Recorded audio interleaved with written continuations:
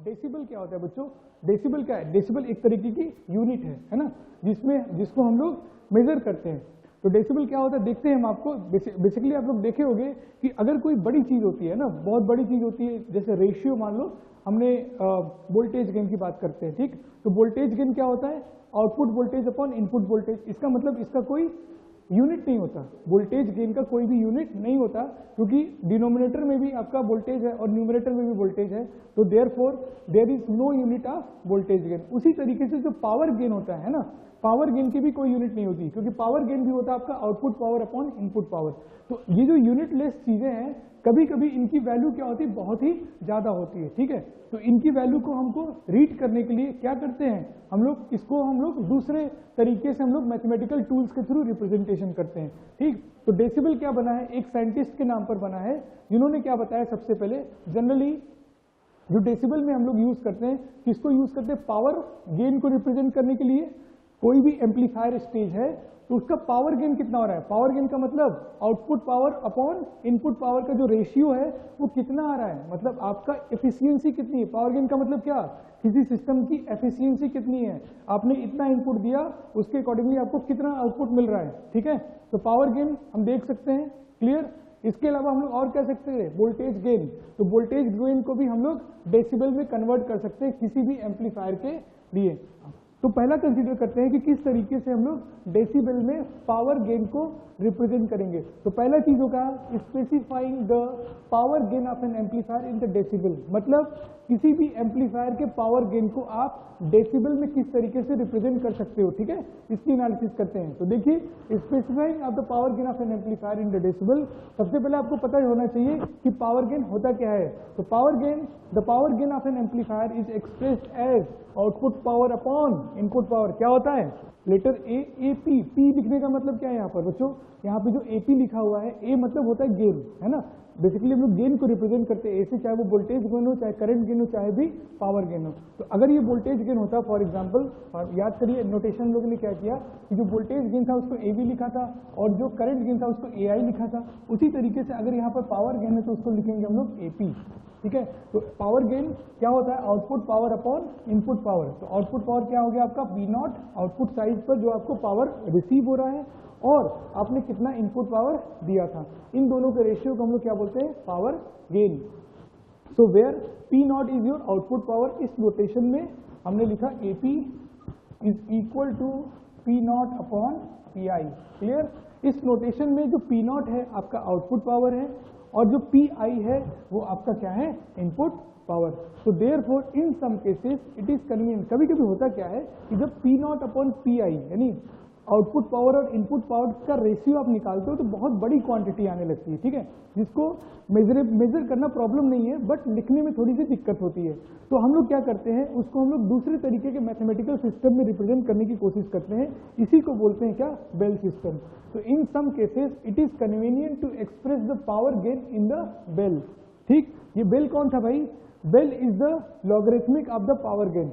मतलब जो आपका पावर गेन है, कौन सा पावर गेन है? P not upon P I.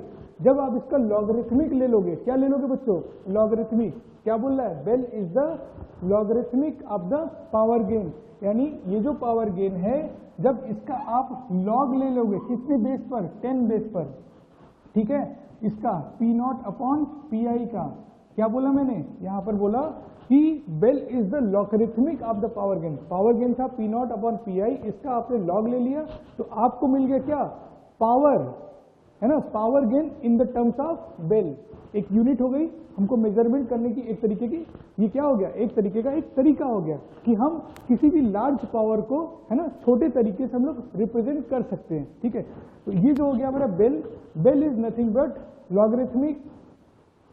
Logarithmic of the power gain. Okay, अब इसमें क्या है, नेक्स्ट पॉइंट देखिए, where power gain is in bel. यानी अगर पावर गेन को अगर हमको बेल में रिप्रेजेंट करना हुआ तो this is what your power gain in bel. इसको लिखना पड़ेगा इन, ये बेल हो गया, ठीक है, इन बेल में power gain in bel that is AP is equal to कितना हो जाएगा?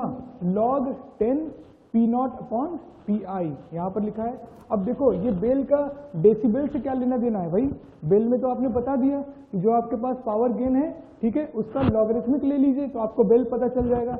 लेकिन हमने इसको डेसिबल में बेसिकली रिप्रेजेंट किया, तो डेसिबल और बेल में क्या डिफरेंस है, देखो यहाँ पर नेक्स्ट पॉइंट कि this unit is named after the Alexander Graham bell.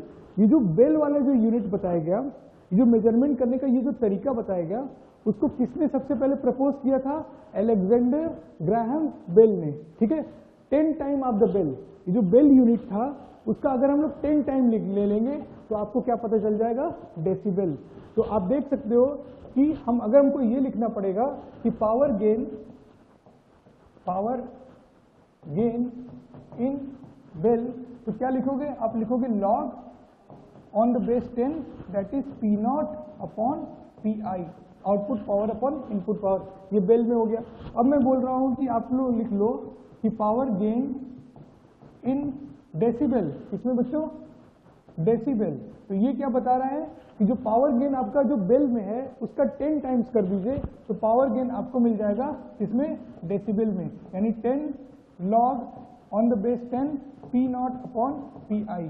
तो यहां से जो निकल कर आएगा उसी को हम लोग बोलते हैं पावर गेन इन डेसिबल, और इसको किस लेटर से रिप्रेजेंट करते हैं, डीबी। यानी जो भी क्वांटिटी यहाँ पर मेजर करने की आएगी उसके साथ हम लोग एक यूनिट लगा देंगे, उसको बोलेंगे हम लोग डीबी। तो पता चल जाएगा कि यहाँ पर जो पावर कैलकुलेट किया गया है वो डेसिबल में किया गया है।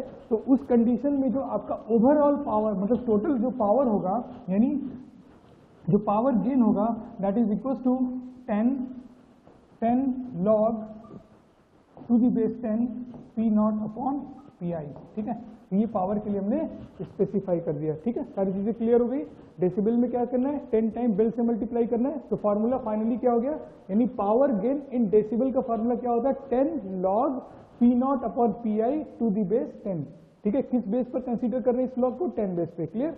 तो ये फार्मूला हो गया हमारा basically power gain in decibel में, ठीक है। नाउ तो ये तो क्लियर हो गया। तो देखो specifying the voltage gain of the amplifier in the decibel. तो अगर वोल्टेज गेन को डेसिबल में एक्सप्रेस करना है तो बहुत ही सिंपल है बच्चों, है ना।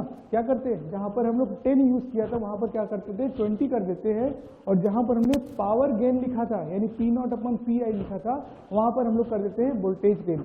कहने का मतलब कि अगर आपको लिखना है, ये जो सपोज दैट ये वोल्टेज गेन है ना, किसी भी एम्पलीफायर का जो वोल्टेज गेन है, अगर इसको डेसिबल में लिखना है आपको, डेसिबल में अगर आपको वोल्टेज गेन लिखना है तो उस केस में क्या लिखोगे, AV in decibel is equal to 20 log V not upon VI। V not upon VI क्या हो गया, आपका वोल्टेज गेन हो गया। किस बेस पर कंसीडर कर रहे हो, 10 बेस पे, ठीक है। ये किसका फार्मूला हो गया, वोल्टेज गेन इन डेसिबल, ठीक है, that is equal to 20 log V not upon VI to the base 10 पे। क्लियर हो गया। इस तरीके से हम लोग मेजरमेंट करेंगे। अच्छा, अब देख लेते हैं इस पॉइंट पर क्या लिखा है हमने, voltage gain in the decibel is given as 20 log V not upon VI, आपको बताई दिया, ठीक है। दैट इज 20 लॉग A, यानी V नॉट अपॉन VI क्या बन गया, इसी क्या लिख सकते हैं, V नॉट अपॉन VI क्या है, that is your voltage gain हो गया, ठीक है। तो इसी को लिख सकते हैं 20 लॉग A भी लिख सकते हैं, जहां पर A की वैल्यू क्या है, V नॉट अपॉन VI के बराबर है, ठीक। क्लियर हो गया सारी चीजें, okay. Next, so therefore AV is your voltage gain, यहाँ पे V भी लिख सकते हैं, स्पेसिफाई, देखो समझने की बात है, यहाँ पर कभी कभी AV लिखा होता है, लिखा ही होता है, अक्सर वोल्टेज गेन है तो लिखा ही रहता है, तो उस केस में AV is equal to V not upon VI, that is voltage gain. To find the gain of the multi stage amplifier in decibel, बहुत सिंपल है बच्चों, बहुत सिंपल है। मान हमको पता है कि अगर कोई मल्टी स्टेज एम्पलीफायर है, क्या है हमारे पास, अगर मल्टी स्टेज एम्पलीफायर में हमने ये कंसीडर कर लिया कि फॉर एनी स्टेज एम्पलीफायर, है ना, जो हमारी सर्किट बनी है उसमें क्या है, N stage multi stage amplifier है, तो देयरफॉर पूरे मल्टी स्टेज, है ना, मल्टी स्टेज एम्पलीफायर का जो टोटल ओवरऑल गेन होगा is the product of individual gain, जो कि हम लोगों ने पीछे भी देखा था। तो अगर हम लोगों ने पीछे देखा था तो मान लिया कि जो इंडिविजुअल स्टेज है ना, उन इंडिविजुअल स्टेज का जो अलग अलग वोल्टेज गेन है वो A1 है, A2 है, A3 है, डॉट डॉट कहाँ पर है, AN है, ठीक है। तो देयरफॉर ओवरऑल गेन यानी total gain is equal to product of individual voltage gain. तो इंडिविजुअल वोल्टेज गेन क्या है, A1 A2 A3 dot dot dot dot AN का सबका आपस में क्या कर लिया हमने, यहाँ पर प्रोडक्ट ले लिया है ना, देख रहे हो ना, सबको आपस में मल्टीप्लाई कर दिया। अब इसी को अगर हमको डेसिबल में कन्वर्ट करना हुआ, किसमें कन्वर्ट इन डेसिबल, ठीक है, दैट इज अगर आपको डीबी में कन्वर्ट करना है तो क्या करना पड़ेगा बच्चों, सिंपल, ये क्या है ओवरऑल वोल्टेज गेन है, तो टेकिंग 20 log 10 बोथ साइड, है ना, दोनों का क्या कर दीजिए, दोनों का 20 log 10 बोथ साइड लगा दीजिए, दोनों पर ये लॉग लगा दीजिए। तो ऐसा करने पर आउटपुट साइड में क्या हो जाएगा, 20 log 10 AV is equal to 20 log 10, ये लगा दिया दोनों साइड, यहाँ पर क्या हो गया A1 into A2 into A3 dot dot dot dot into AN हो गया, ठीक, ये हो गया, फार्मूला बन गया। ये क्या है बच्चों, 20 log A क्या है, that is overall voltage gain in the decibel. तो अगर ओवरऑल वोल्टेज गेन A है तो अगर इसको हमको dB में लिखना होगा तो क्या लिखेंगे हम लोग, 20 log A to the base 10, okay. तो ये क्या हो गया, वोल्टेज गेन इन dB। तो क्या लिख सकते हैं यहाँ पर, A voltage gain in dB that is equal to, ये सबको अलग अलग, अब लॉगरिथमिक की प्रॉपर्टी होती है, क्या होती है बच्चों, अगर लॉग हमको x इंटू वाई निकालना है तो हम लिख सकते हैं log x plus log y, है ना, ये लिख सकते हैं।